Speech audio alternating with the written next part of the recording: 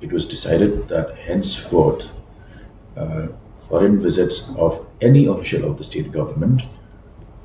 including contractual staff, will be limited to 2 visits per financial year. It was also decided that if the same official has to undertake the second visit, he should first submit progress report of the first visit, and on uh, his ability to submit a satisfactory report with tangible results, then only the second visit will be cleared. And also, we have decided that the state government can sponsor only one visit,